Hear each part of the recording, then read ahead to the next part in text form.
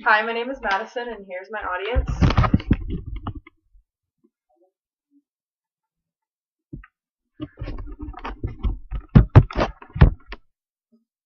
Alright, and today for you guys I have somewhat of a nautical tale. It's a story of when my dad went down to LA and he bought a boat, and he went all the way back up to Washington.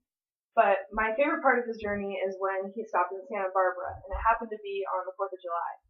So there were thousands and thousands of people in this harbor, and getting into the harbor, it was so crowded. There were so many boats and people that he just could not get in. So he decided to go back out of the harbor, and he was going to drop anchor near this other boat. And while he was dropping the anchor, the wind and the waves started to pick up a little bit, and they were scooting him closer to this boat. And so he decided to do it faster. But then he was getting really dangerously close to this boat, and so he decided to just screw it. He stopped the anchor and he went over to the front of the boat and he just held out his hand and he just tried to prevent any damage from being done to this other boat. And he still just kind of booped the other boat a little bit. And at this point, the guy in the other boat came out and just screaming. He was livid. "I'm gonna kill you!" Ah!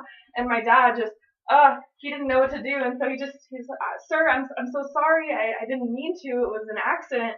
But this guy, like, his wife came out and she had a gun. This was scary, and my dad he was so terrified. He thought they were actually gonna kill him, but he managed to talk them down a little bit.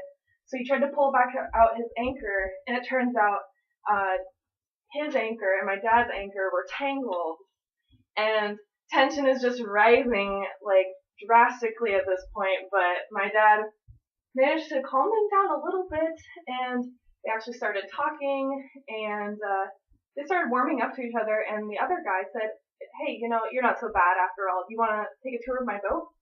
And my dad said, "Sure, why not?" And so he went onto their boat, and that's when he realized they were freaking out so much, even though it was just no damage done. They were living on that boat, and it was all they had. They did not have much, is what I mean. So they were really terrified that everything they owned was just gonna sink. But anyway, so my dad needed to go to shore to get some groceries now, and this guy in the other boat said, "Don't forget to bring a really long rope." And so my dad wasn't sure why, and he didn't ask for some reason, but he did it anyway. He brought this really long rope in his dinghy, and he went up to this pier. This pier in Santa Barbara is 100 feet tall, and he tied his rope up to this pole next to a ladder, and he thought that the rope was so that when the tide and the waves would fluctuate, that the boat would go up and down with it. Well, that's so he thought.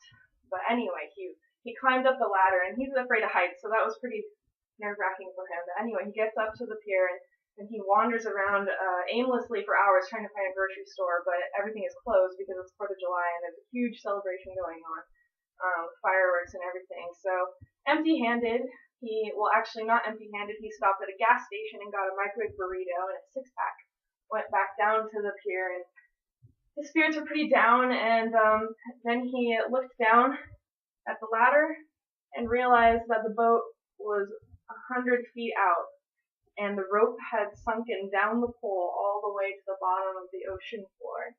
And to go get it, he would have to go swimming. So he dropped his burrito and he said, "I am so fucked!" And everybody all around him turned to him, gasping, because this was a family event. And, well, this one girl near him said, "Excuse me, sir, why?" And, well, he explained the situation to her. And she said, "Oh, I know just the thing. Here, take my things, I'll be right back." And so she handed him this, like, weird old rusty bicycle and a lot of bags of things, but he didn't think much of it yet. But anyway, a few minutes passed, and she came back in a kayak down, and she grabbed the rope attached to his boat, and then brought the rope back in and put it between her teeth and climbed up the ladder and gave him the rope. And he was so thankful, and he said, I don't have anything to give you except, well, here's a beer, I guess. And she said, thank you, sir. And they talked a little bit, and she pointed out to where she was staying on this boat, and it was really strange looking. It was like a derelict sort of boat. It was a sailboat without a mast. It was going nowhere. And next to her boat, she said, is where her dad lived. And it looked pretty down in the dumps as well.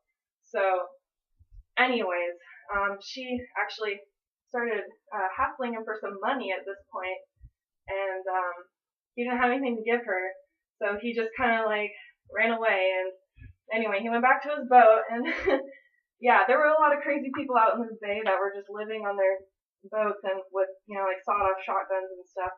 But the next day he goes back up, and this time he ties up the rope to the top of the pier. That's why you're supposed to have a long rope. And he gets his groceries, and he triple bags them on either arm, on both arms, and he makes his way down the ladder. And as luck would have it, both of the bags break, and his groceries go everywhere. And he managed to salvage a couple things though, like I think a bag of bread that didn't get too badly waterlogged. But anyway, that's the story of my dad and his crazy adventures up the coast.